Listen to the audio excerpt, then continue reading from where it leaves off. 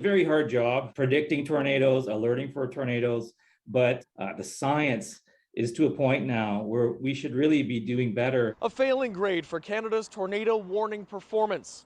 The Northern Tornadoes Project, or NTP, at Western University has undertaken a preliminary assessment and released a report card of how we did predicting and warning for tornadoes between 2019 and 2021. During that time, there were 221 tornadoes in Canada, with one EF3 being the strongest recorded. There were 39 EF2s, the same strength that hit Barrie last summer.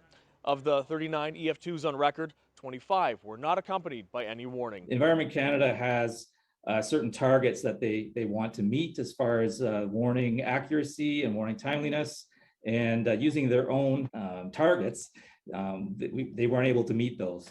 In fact, they weren't even close in some respects. Just how big were the gap in some of these cases? Well, for instance, there's something called the probability of detection. So you're looking at how often tornado warnings were a hit, successful, or a miss.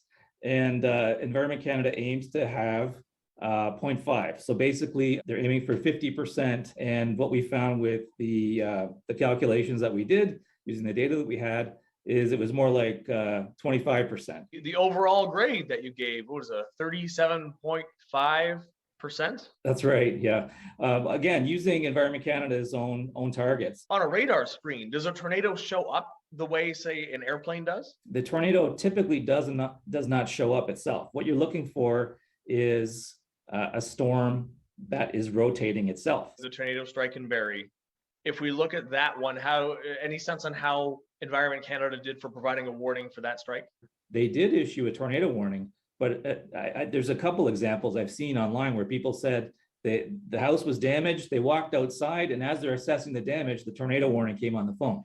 In a written statement to CityNews, Environment and Climate Change Canada saying, "We will consider the information in the NTP's latest report, adding recent investments in new technologies, including the implementation of an advanced network of Doppler weather radars, are providing improved capabilities." Dr. Sill saying he's aware of the new system and agrees the technology is more powerful. Now we can actually see when the tornado has lofted debris into the air. He says he'd like to see more staff on duty, especially when it becomes apparent tornado conditions may be brewing days beforehand.